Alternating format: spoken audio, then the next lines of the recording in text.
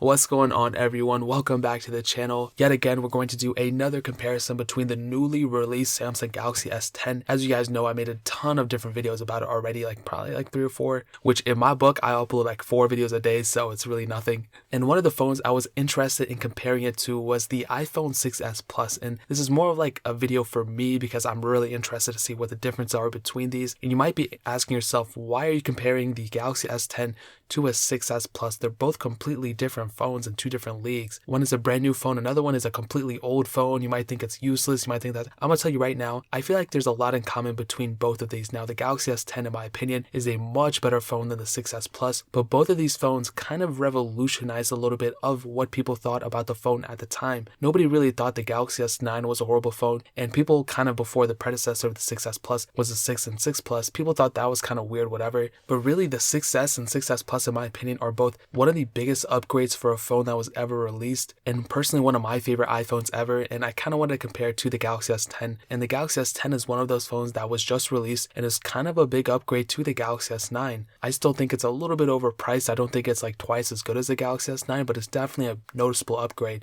and if you have the money, definitely spend it. And this is not to say the 6s Plus is a better phone. I'm just trying to compare them both. Obviously the Galaxy S10 is a better phone, spend your money on that, but let's kind of see what the differences are between these. So the 6s Plus came out in 2015, the Galaxy S10 obviously just got released like 2 weeks ago. And looking around the body and just feeling both in the hand, the Galaxy S10 definitely feels much better. There's no competition right there. Looking at the front, the Galaxy S10 has both glass front and a glass back. The iPhone 6s Plus has the aluminum build with only a glass on the front, and we also have the home button on the 6s Plus. And what I'll tell you right now, over time these parts tend to break and tear down and wear down. The 6s Plus's home button on my specific unit is a little bit wobbly, and I said the same thing about this S6. It's like over time these manual parts break down, but with the S10 and the S9 and the S8 and even the iPhone 10 and 10s, those phones do not have home buttons anymore, so the front feels way more premium in that sense. I know it's a little bit weird, but when we're talking about used technology, that's what tends to happen. The 6s Plus has a 5.5-inch IPS panel on the front. It is 1080p. The Galaxy S10 has a 6.1-inch dynamic AMOLED. I don't know why they switched from Super AMOLED to dynamic AMOLED. I don't know if there's a big difference. From what I saw between the Galaxy S8 and the Galaxy S10, I feel like the Galaxy S8's panel is still pretty good. But the interesting thing is the S10 does have a 1440p panel, and the PPI is much higher on the Galaxy S10. And I'll tell you right now, when I'm holding them both in my hands and looking at the panel, as you can probably see over the screen, the Galaxy S10's panel is so much better. And I not only attribute that to the 1440p screen, but also the AMOLED part of it, bro. I'm telling you, AMOLED everything. AMOLED the screens, AMOLED our watches, AMOLED our technology, AMOLED your mom, AMOLED everything. We need AMOLED on every single thing out there.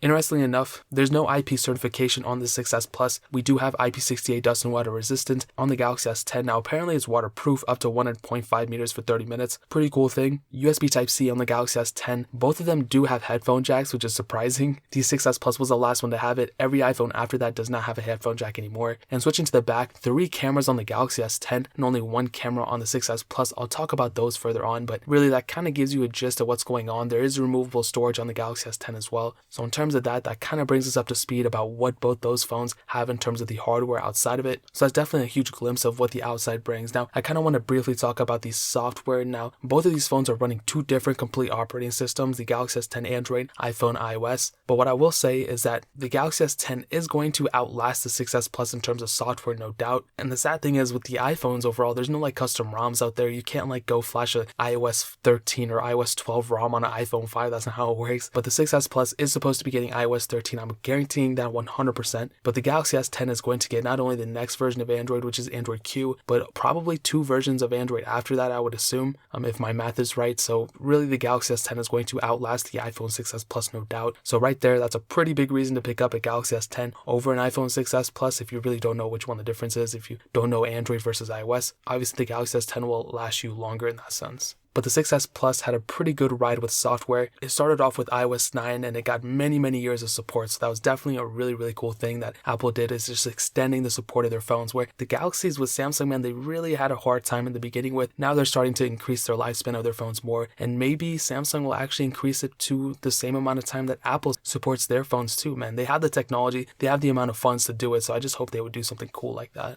So that kind of covers the outside and the inside a little bit in terms of the software. Now let's talk about the performance of both of these phones. Now I'll talk about the specs of the iPhone 6s Plus and then the Galaxy S10, and then I'll just tell you real world use. The 6s Plus had the Apple A9 chip, a dual-core CPU, and 2 gigs of RAM, where the Galaxy S10 is kind of funny when I compare it to both. On some variants, you had the Exynos 9820 octa chipset, others you had a Snapdragon 855. You have octa-core CPU on the Galaxy S10 and 8 gigs of RAM. Now there's a humongous difference between the specs of both of these phones. What I will say though is that I still have so much respect for the 6s Plus. I think it's a very, very good contender, a very cheap option if you're interested in going the iPhone iOS route. If you even just want to test it, the 6s Plus is a very good option to start with. The Galaxy S10 really does annihilate it every single sense of the word, because not only is it new, not only does it not have that much bloatware on it already, and it doesn't have all like RAM and doesn't have all those like apps stored up in the RAM and all that stuff, whatever, just the animations are just so smooth with the Galaxy S10, and really it feels like a brand new phone. Now I did compare it to the Galaxy S8, and I did find that yes, it is faster. I found that with like overall usage overall, there really wasn't like crazy amounts of difference. Yes, the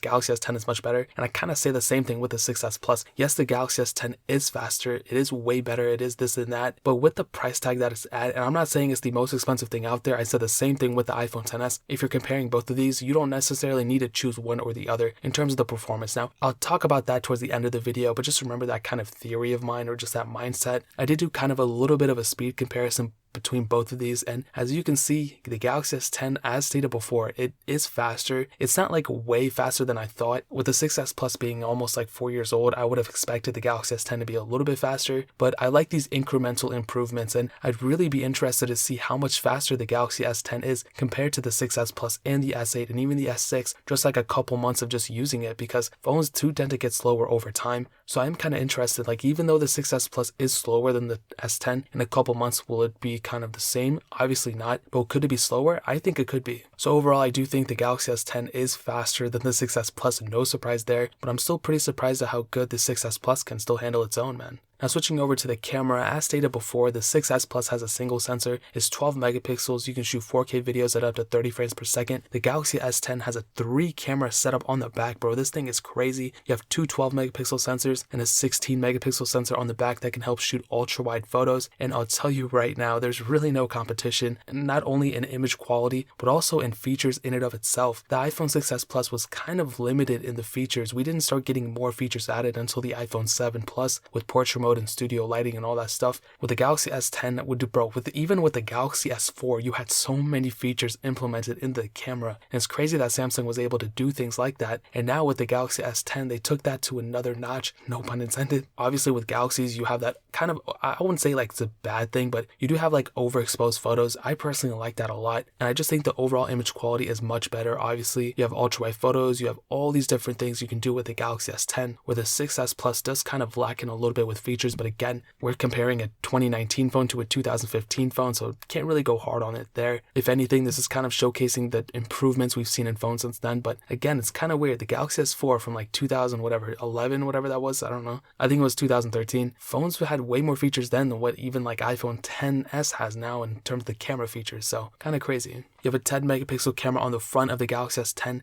and a 5 megapixel camera on the iPhone 6s Plus. And as stated before, the 6s Plus obviously probably isn't as good as the Galaxy S10, but I personally do feel like it's up there, and I have respect for both of these phones. But the Galaxy S10 really does a good job in terms of the cameras. Now this last thing I want to hit on is actually pretty surprising. You have a 2750 mAh battery on the iPhone 6s Plus, where you have a 3400 mAh battery on the Galaxy S10, and I want to worship Samsung here, and I want to shout them out completely. Samsung did a very, very smart move of increasing the battery size. I will say one thing I hate about Apple is that they go from like increasing the battery size 1 year, then they decrease it, then they increase it, decrease, increase. It's like every year they decrease it, and it's so annoying. Samsung has been on this trend of actually increasing the battery size since the Galaxy S6. I have so much respect for that. Now they kept it kind of the same for a couple years, but nonetheless, I have so much respect for them doing that. Apple, I hope you're listening. Please go and increase the battery sizes. There's no shame in that. I would rather have a thicker phone and have a bigger battery than the vice versa. You know, I don't want a thinner phone if I don't have to. There's no necessary need for it. I would rather have a bigger battery, you know, and the iPhone 6s Plus wasn't really that bad in battery life. There were some cases where some people were complaining that it had weird battery issues. That's kind of near and far between, whatever that saying is. My 6s Plus really doesn't have too many issues in terms of just kind of the home button sometimes. But the Galaxy S10,